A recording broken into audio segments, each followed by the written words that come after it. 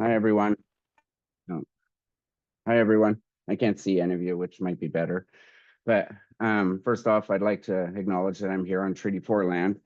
Um, and I just want to say how thankful I am to be a guest on this land with me and my family. And I spend my time trying to live truth and reconciliation and try to guarantee that my kids grow up knowing what it truly means so that they can ensure that the harms and injustices that happen on this land in the past don't continue and that they can be a part of ensuring that. So, yeah, uh, I prefer to write my own land acknowledgement. I just find that like when all of them are the same and it just seems repeated. So I try to like write one out each time just for whatever. So that explains why it's different. But for me, it's just more meaningful to show how I do it. But yeah, I will. You'll have to excuse me. I have a house full of sick people. They're quarantined upstairs and I'm in the basement. All around me is a mayhem of toys from the kids' basement. So you can't see any of it. So it looks like I'm in a office, but I'm stepping on Lego as we speak. So I have one leg up. So um, I'm going to talk about allyship today. And then I'm also going to touch on um, burnout and preventing and like dealing with it, how to avoid it. And it's kind of tricky because I'm also not the best person to activate that for myself, but I know what I'm supposed to tell other people. But I will say what works for me and what I've found works for other people, but every person is different. So, and I'll touch on that at the end, unless people want to comment in the chat that they want me to stop talking about whatever I'm talking about and then push me along. So I'm fine with whatever. But so for allyship is, that's even a tough word for me because um, I've said it before that allyship gets looked at like so many different ways. But like true allyship is like you have a voice, but you also use your voice to give other people the chance to have their voice heard.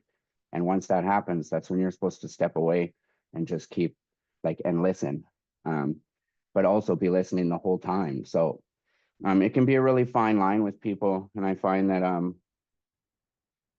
a lot of the allyship that happens online and stuff is can be really tricky because you can post something online, but if you're not truly living it or ensuring that it happens in your workplace, like if you're an employer, you can buy all the orange t-shirts you want and do whatever, but you're really not like that's just one day of the year. Whereas this should be happening 365 days a year.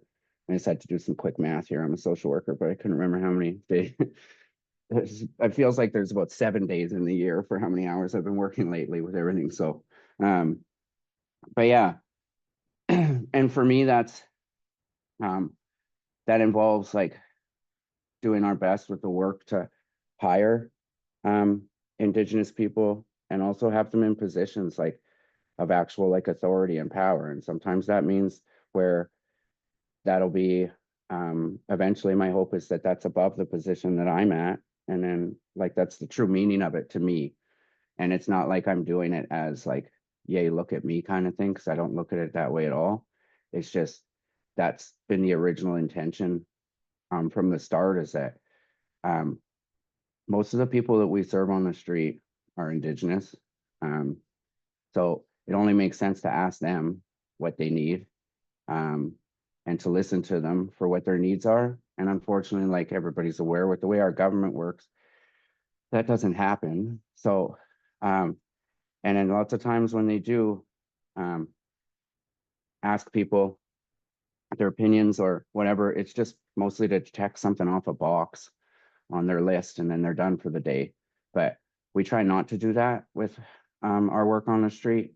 We're also human, so things still happen, but it's like more of a constant learning thing. And it's just I personally try to do my best um, just to learn from everything that I do. Um, and there's lots of times that I think I'm right. And lo and behold, I mean, my wife would tell you this. She's probably listening to the vent right now, but there's lots of times I think I'm right. And it's like I'm way off. And it just like, but you got to be prepared to listen. And that's what I truly try and implement daily in what I do. And that can be hard because everybody in social work, a lot of people just want to save the world and do whatever. So you think that you know how to do it. But the truth is, I think if any of us really knew how to do it, we wouldn't be in the situations we're in. So I take that into account a lot. And I just like make sure that I'm always grateful for the opportunity to speak in places and to have my voice heard, because that's like, to me, it's a huge compliment. I work like mostly with Indigenous organizations, um, but like not all of them and not always. There's a healthy mix too. But to be welcomed in, like took a little bit, but I like it meant more to me than like I've had a harder time breaking into any Western groups, um, and having them listen and having them teach me things and just welcome me than I have anything else. So I learned a lot from that, and it kind of molded the way that my allyship and the way I looked at it went. Um, and it was like a lot of learning and a lot of listening, um, and a lot of realizing that I really didn't know much, like as much as I thought I did. Um, so I when I first started, I did a practicum in North Central to finish off my social work degree. And I had lived in and around and been around North Central lots doing like different things over my period of my life before becoming sober. And I wanted to go back there. And that was like, that's where my heart is in North Central. Um, and the major practicum I did was at All Nations Hope Network. And I was welcomed in there. Like pretty much instantaneously, but I think a lot of it had to do with the fact that I would show up and I didn't expect much. I just always wanted to learn, but I got like put in my place quite a bit too. There's some cookums that I'm sure if I was like, if they knew me better, they probably would have smacked me for like things, which was welcomed though, because that's how, that's how I was raised. So it was fine.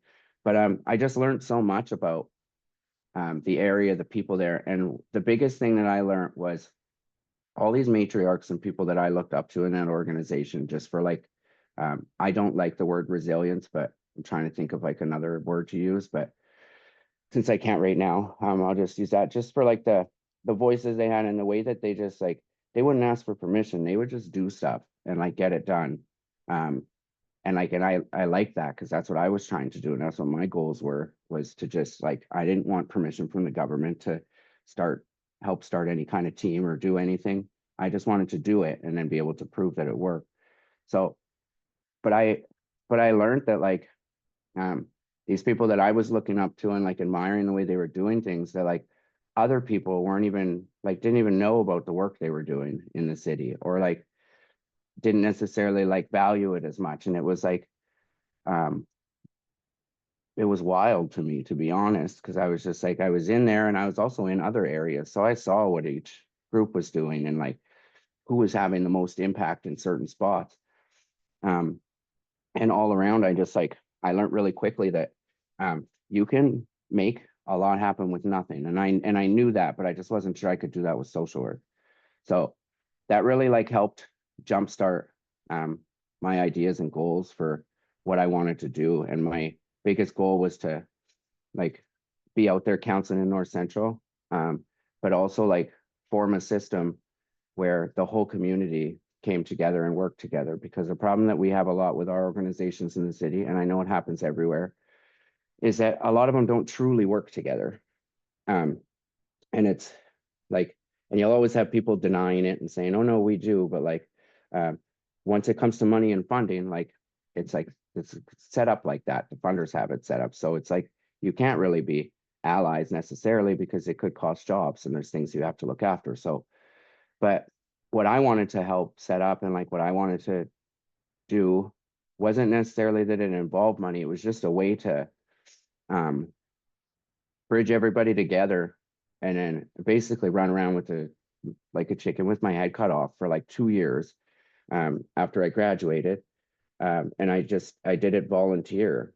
So I just started going and counseling. I'm in back alleys and in trap houses, drug houses, gang houses, everywhere. And I would go to different organizations and I would trade them services, and I would come in and do counseling for free to people that had no coverage or whatever. And lots of that was just people with no status. So like they didn't qualify for NIHB. anything. And I would do the counseling for free and come there. Um, and then the goal was that you would, when I had people on the street that needed to get into a treatment center or anything, you would kind of help jump the wait list for that because they didn't have moms and dads at home to, I always use this analogy, like to feed them chicken noodle soup while they wait to get into a treatment date.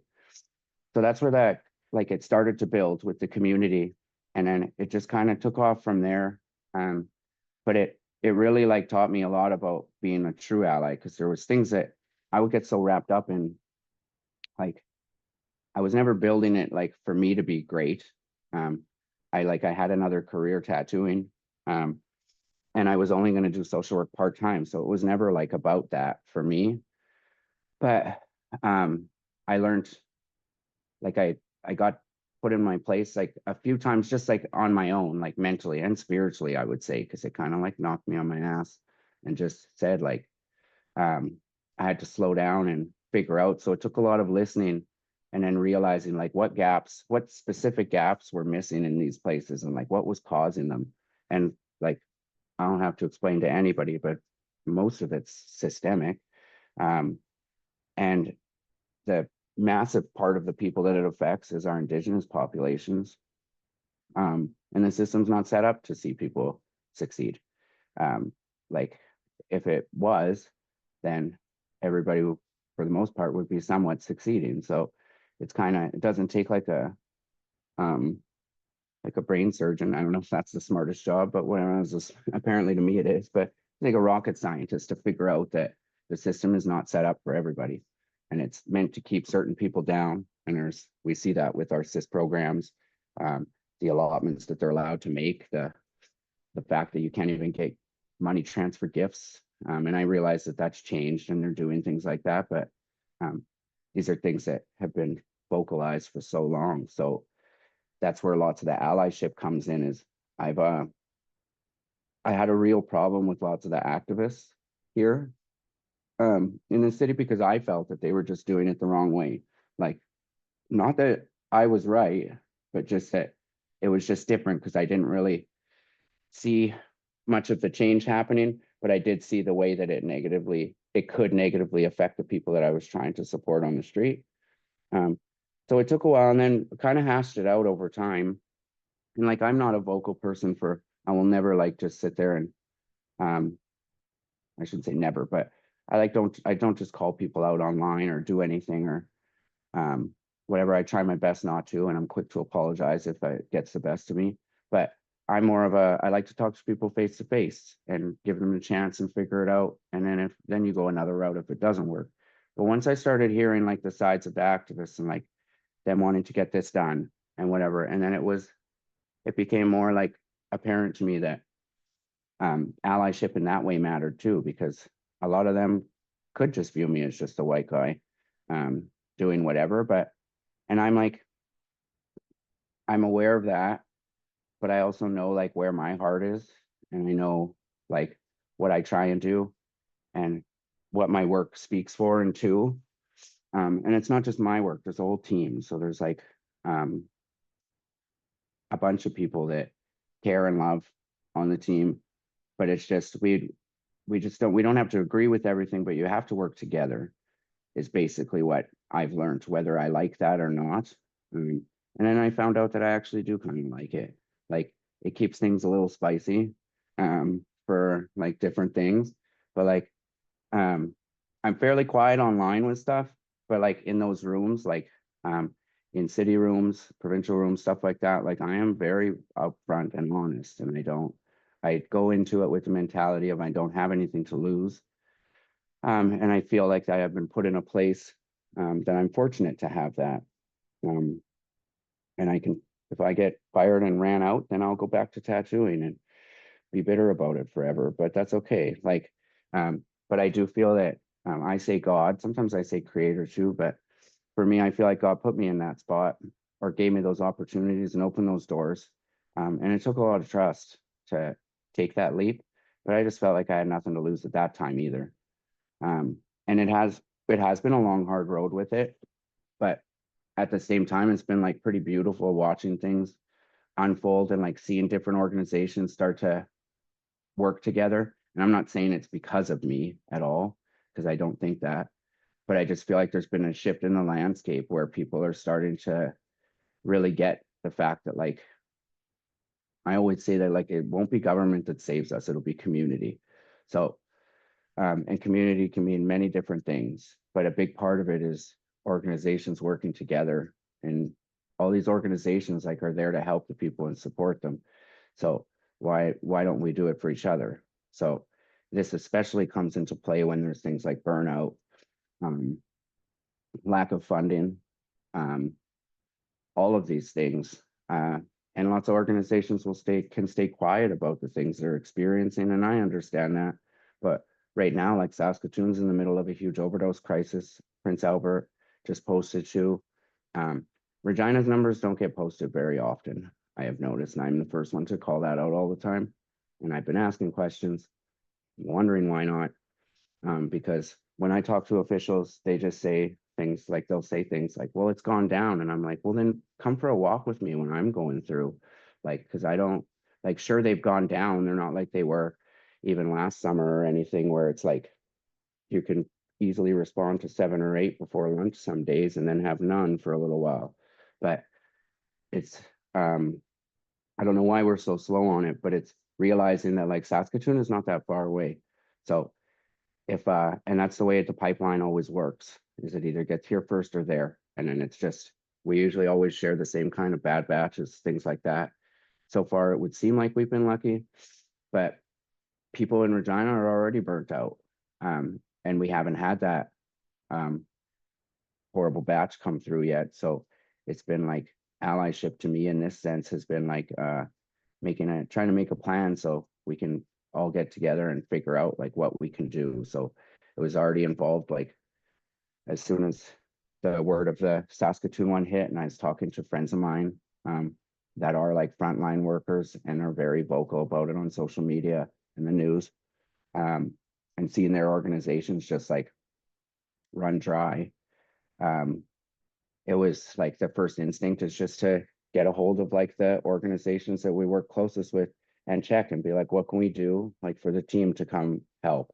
Like, do you want us to send a team there just in case that batch comes, and we'll hang out all day, help with other things, kind of relieve staff, because everybody's sort of short staffed.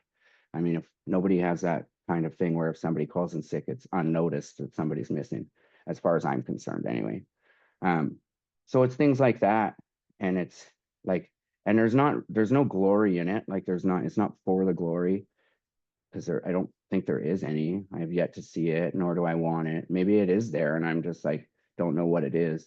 So, but I think, like, to me, the glory is just being, like, welcomed into the community. And that's the most meaningful thing, especially with areas like North Central and Regina. It's a hard one.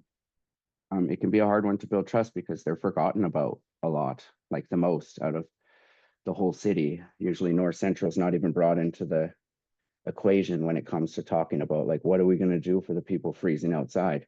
It's always downtown and the other areas, never North Central. So this is the first year I've seen where, after being in rooms and stuff, that now the talk is starting, like, okay, North Central, but it's, I feel that that's like a duty of allyship, is to use those chances that you have in those rooms. Like, you can also say what you want, but you also have to take what people are telling you and try to give that voice until they're allowed in the room, and do all you can to get them in that room. And even if it means that they get your spot, so be it. Then you use your spot for a good thing, is what I feel. I know not everybody thinks like that, but for me, that's kind of how I like to do things. And I think I'm pretty critical of myself. Like, I'm always, like, worried that I make myself out to be a martyr, but I don't, like, at all. I don't think that way. I just really feel strongly about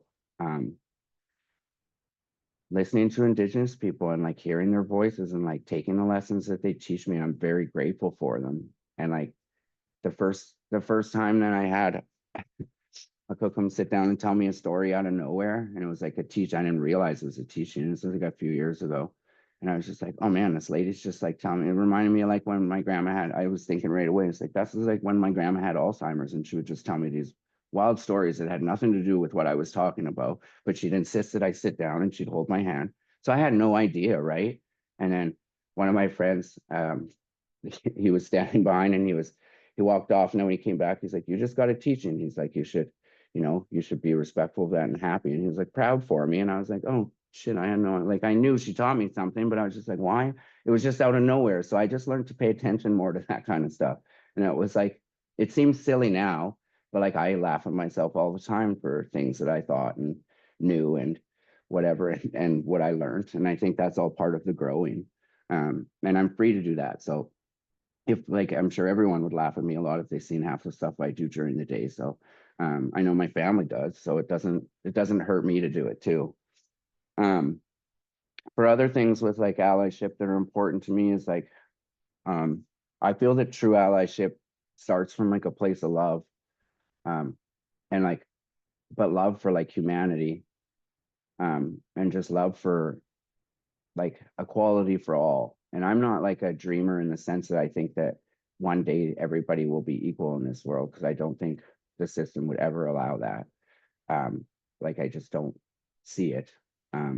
But I know that me as a person can do my best to treat everybody as equals. And it's also, for me, I'm cognizant all the time of the fact that like I have biases, I have stereotypes like that are ingrained in me. I was raised a certain way and taught things, but it's not an excuse. So it's my duty and my job, just as like a person, to like deal with those and like deal with them head on, and then realize why I'm doing it, and then what I can do to change it. So I work hard on those. And I know a lot of people would like to say, like, you get lots of white people that'll say, well, I'm colorblind or whatever, like they don't see things, but you must be blind because you have to see things. Like, you have to see what's happening, and you have to see like racism and injustice, and you're just negating the struggles that people are going through by not admitting that it's happening.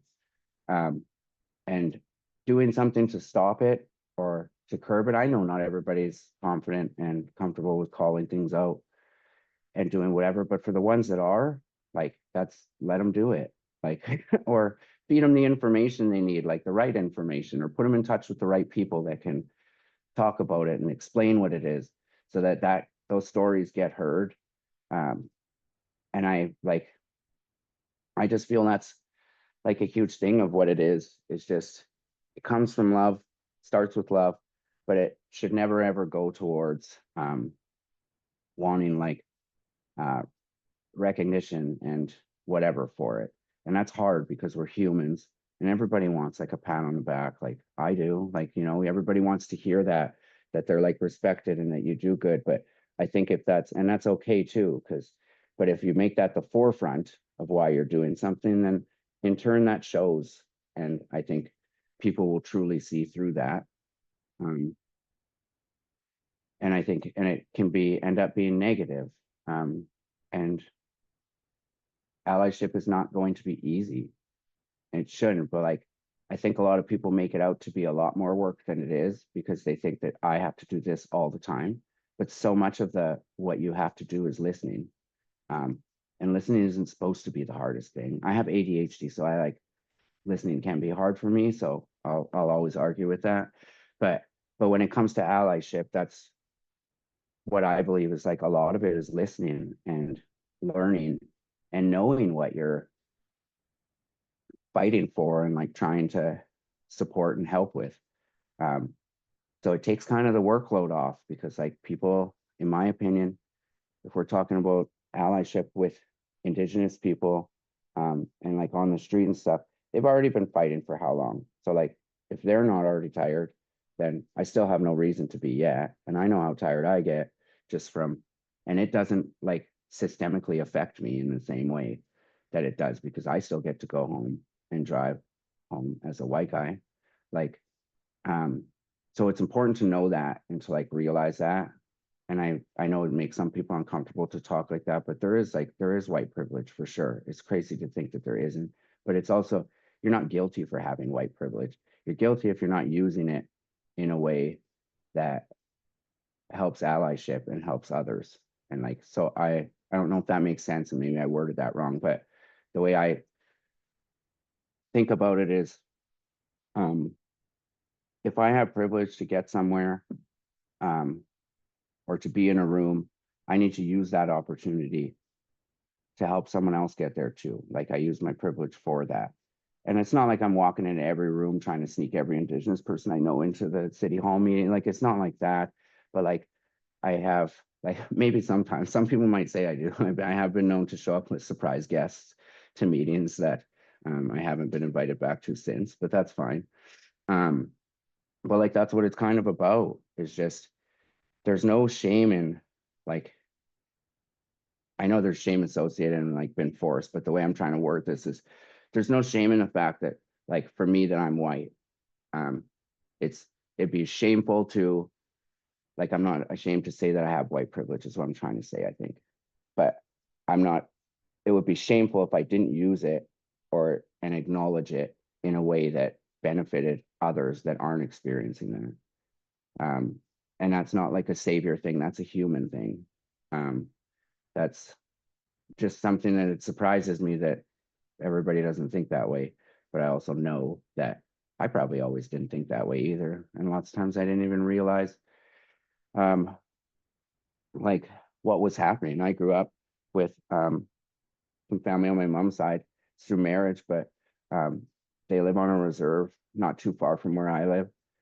And I remember when we were younger, just like the things that people would say around the table, like at Christmas and stuff, when we get together, and it was just like it was like things would get said and it was almost like or quietly, but I'm sure they could still hear it. But I grew up thinking that, like the whole free schooling thing, the whole like everything that people said. And I grew up in that thinking that. So it took, and I didn't think anything of it until I like realized none of it was true. So and then I started really thinking university helped a lot with that. It was really eye-opening to the point that my dad said to me after I was arguing with him about the free schooling thing, surprisingly.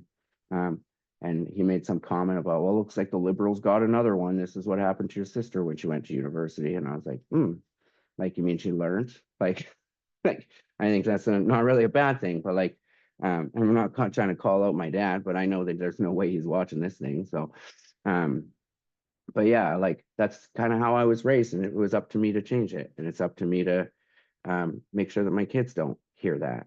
And we live in a small village, um, right by another reserve, and like we see it in the village too, where like we share a post office together, but that's the only time we see people from there, like from the reserve is just for the post office. There's no like community gatherings and stuff like that. And it's like, it's only 18 kilometers away. So to me, it's like, that's not really the sense of community that I believe in. So it's tricky to navigate sometimes knowing, but I also realize I can't do everything. I'm not perfect. Everyone will tell you that. There's people's names I can see in that are watching right now that will definitely tell you that I'm not. Um, I am kind of like a shit show, but I'm also like very brutally honest, and I speak from the heart all the time.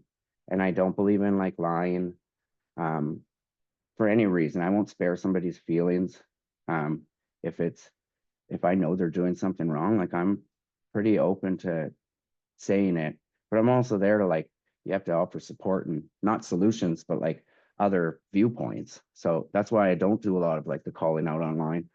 And I keep even like so much as the not lying thing, as I'm saying, I don't call people out online. It's been bothering me since like all night. And I already responded with a kind of an apology to this one guy that was spewing some racist and whatever stuff. But his grammar was horrible. So I just like commented and whatever. And then I ended up answering back being like, yeah, I apologize. I still think you're wrong. But like, actually, yeah. So like, that's going through my head. It's like, well, if you don't lie, why don't you admit to that?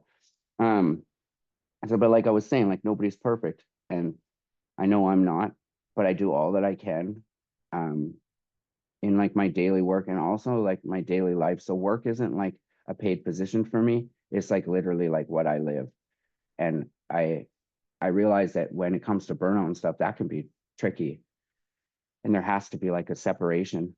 But there is, but I think when you have like a helper's heart, um, and when you're a helper, you just like there's no separation from loving people and caring, and you can't just shut that off. It's just learning what gateways to open for it and when to like turn it a little bit down so you can turn up like love for your family and things like that when you get home. And I went to church for years, and I stopped going to church. And then when I first got sober again, after I got out, I went to church for a while, and like I still stand firm on like spirituality and stuff like that is a huge focal point in changing your life around. But I'm also um, well aware that like that is ceremony for a lot of people. And like when I go to ceremony, like that was eye-opening for me, but more so it like opened my heart to so many things that it was really conflicting for me to try and be like a ally, but also like to try and be a Christian. And I don't call myself that now because I don't relate to them. But I just don't relate to a lot of the things. But I just like, for me, I don't see the harm in doing both and like doing what works for you. And I had some elders and healers talk to me about it, and I've like numerous times because I always second guess myself too. So, but and it was just interesting to see how welcoming they were and like how understanding. And it wasn't like like I wasn't being told like, well, that's the devil's stuff, because that's what I grew up being told. Like, so it was interesting. And to me, that just really was eye-opening. And that lots of that happened before I started like doing exactly like during my major practicum. And it was really like it meant a lot to me to have people welcome me despite the fact that they weren't judging me. I had some people get like a little angry, but they would ask questions, and then I just give them an honest answer and be like, yeah, I don't know. Like, yeah, I'm a Christian, but I'm not Jesus. So I don't know what you want from me, but like I'm trying here. But like it really opened my eyes to the fact that like um with allyship means not preaching. Like you're not telling people what to do. You're not telling them how they should fix things or what they need to do. And I learned that lots with the activists. Like I had to just accept the fact that people are going to do things different ways. And of course, but like there's a way that everybody can work together and do that. So if there's people that like being loud, and there is people that like being loud, like and doing whatever, just crazy demonstrations and stuff, good, because you can take those concerns to the next level, like higher behind those rooms that they're not getting into. And then maybe somebody takes it to the next one. And it's kind of like building allyship like that too, is where you make sure that at least the voices are being heard. And whether anything gets done about them or not, you can still get things done on a ground level. Like I am the first to admit, unless there's politicians here that are in charge of funding, but I'll still admit it anyway. I don't really care. But I'm the first to admit that like what people don't know, like on how things get done, sometimes is better. You don't need to explain everything to someone. If people are working together and the community is working together, whatever it takes to ensure that like the systemic stuff that's beating people down doesn't continue, or if you can curb it a bit and just like find a way around. And that's like what I believe in allyship for in the city that I work in. And that's kind of what we strive for. And it's like using each other's talents and gifts and connections. And what's the point of knowing people if you're not using it to like help other people? Like there's no, I will rarely ever ask for anything. Like I don't even think I ask for anything for myself. When it comes to stuff, it would be like any connections that I would have would be for favors to help somebody else on the street or to help another organization. Because right now I have a job, I'm employed, so I'm not needing anything. Like real wages would be nice, but like and to be able to retire, but that's okay. I don't know how to not work anyway. So but yeah, I think a lot of it's just as much talking as I do. A lot of the allyship that I have learned from and has meant the most to me is like reading, listening, um, and just like trying to learn all the time. And also, one of the biggest things is realizing that it's okay for me not to know stuff. Like, I hate the term expert, and I always laugh when, like, if I'm interviewed and they say expert, I'm like, whoa, like, just like I used to be homeless. It doesn't make me an expert now that I'm not homeless. Like, I didn't come up with a big cure-all solution for being homeless. I just friggin' I got forced to not be homeless for a little while, and it led me to change my life around. But um, it's just like having the humility, I think, to know that other people have amazing ideas and amazing thoughts. Um, and other people love to give and love to help. And they might not be in the position to do it, but there's so many different ways of giving and helping that I've realized that people can do. And so much of it is knowledge. And I get almost all of that knowledge does come from Indigenous organizations, Indigenous people, knowledge keepers. There's a lot of gatekeeping that goes on in the Western side of things. And don't get me wrong, I'm not saying that there isn't in other ways too, but I've just found that where I have battles with um, people that I look up to or did look up to in like certain aspects of social work, because like I get it, it scares them that there's a new way coming to do things. And that new way isn't like a thing of power like the old system was set up for. It has nothing to do with that. It's actually like a disbursement of it. And like power is supposed to come from like the people that know what the struggles are. And that's kind of like how I like to look at things. And I get that that scares lots of the people in university. Will I ever get to teach in university? I highly doubt it. First off, because I like, if I'd have known that I could just do this without actually wasting $60,000 on student loans, man, would have been sweet. Because like the letters behind my name, nobody really answers my emails back that fast. I always like to say that it helps, but it really doesn't. So lots of times it's because I actually forgot to hit send in the first place. But most times it's just like it came off lived experience and just like a willingness to show up and work well with others and like to try and push people to work well together. And I'm always trying to, when people ask for like help with something, I'm always trying to grab people I know that like with lived experience and stuff to like try and give them that opportunity. But like I don't need to be there like to do it. It's just like here, like you just put people in touch with each other and like you expect nothing from it because you shouldn't. Um, but I also know we're human and it's hard. A thank you is nice, but that should be good enough. Like for me, it is.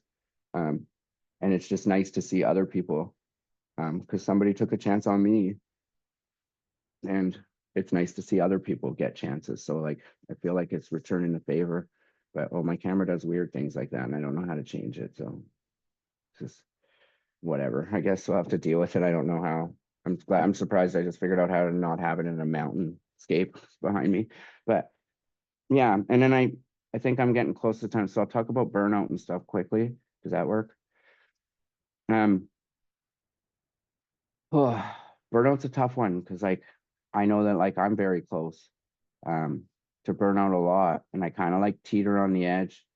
Maybe it's like a thrill-seeking thing, but it's like denying that a part of you always wants to deny that you're that close to burnout, but you notice it in things like time with family, and you can be short sometimes responding to your kids, or um getting agitated easier, or just really getting frustrated at things that really aren't as big a deal as they would be like next week if you weren't burnt out.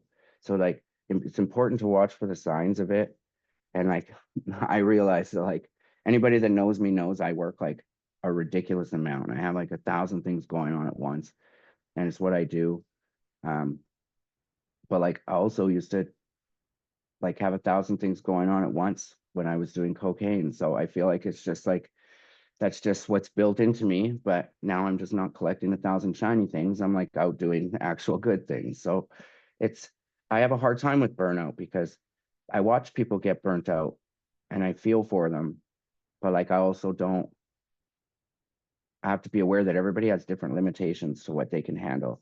And that comes from past trauma, um, things like that, things that what your home life's like, what you're going through. It could be a relationship, kids, could be grief, like deaths. Deaths are some of the hardest on frontline because it happens and there's no goodbye. You can go to a service, a funeral, a wake, you can go to anything, but there's no true goodbye, I don't feel, as a frontliner, because you're left feeling like you could have done so much more. Or what could I have done differently? And then most times, like I would say a high number of the times, the answer is nothing. Like our job as frontliners should be to love people, to show them that they're loved, to do all we can to make sure that they know that. And lots of times that's just something as simple as like remembering their name or a birthday or like compliments, but like that's what starts it. But it's not our job to fix people. because you can't.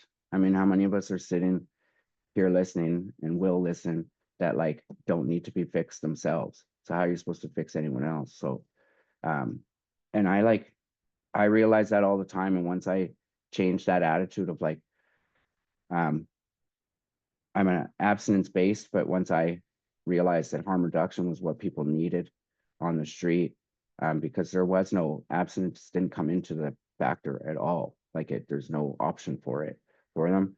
Once I realized that and just decided to love people, um, but still be like a bridge to any kind of healing journey that they want to do and support, whether I agree with it or not. That helped a lot with my burnout, because I wasn't looking at it as like a failure on my part when people died, um, or anything like that. Don't get me wrong, I still take it hard, but I feel that I know when I'm closer to burnout when it becomes like more um, machine like.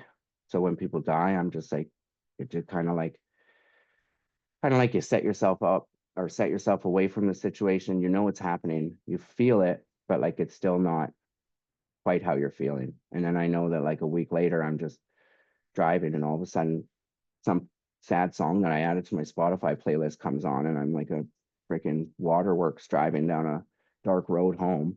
Then I know that like, okay, I probably need like a little bit of a break. But um, the situation that's going on in Saskatoon, nobody will fully understand what that is like unless they are actually there doing it, or unless they've been through something like similar to it.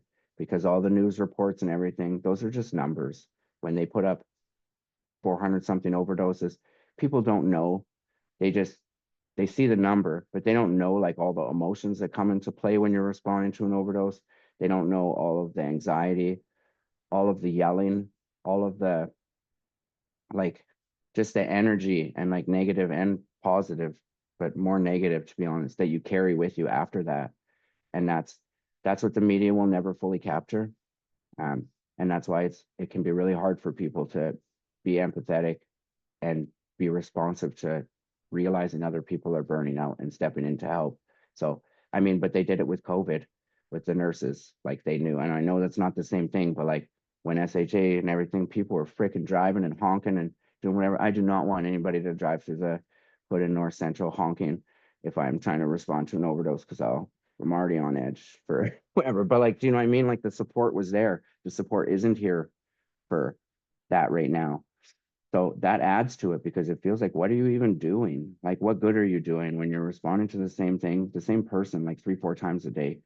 Um, but I can speak from experience that um, that, and I have responded to people like a couple times a day and numerous times in a week, the same person watching it and just being like, but trying to be very aware and praying lots that I wouldn't turn like bitter and hardened towards it.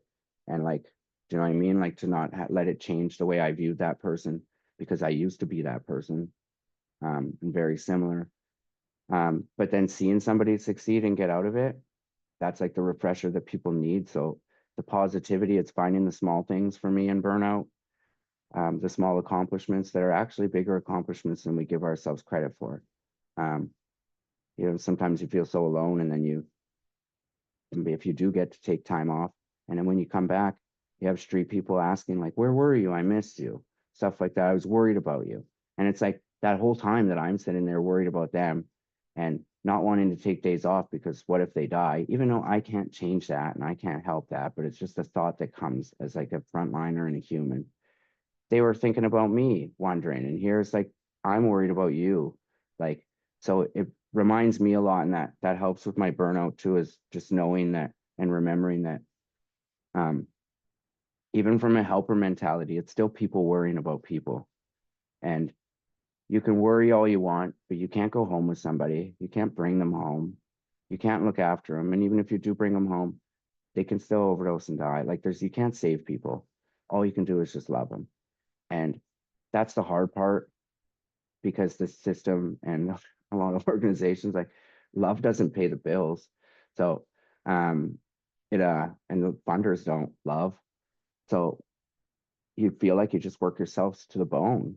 Um and it leaves people with exposed hearts, and it leaves people. I've seen so many good frontline workers and social workers and people just not work in this field anymore because of an event that happened or whatever that they've never recovered from.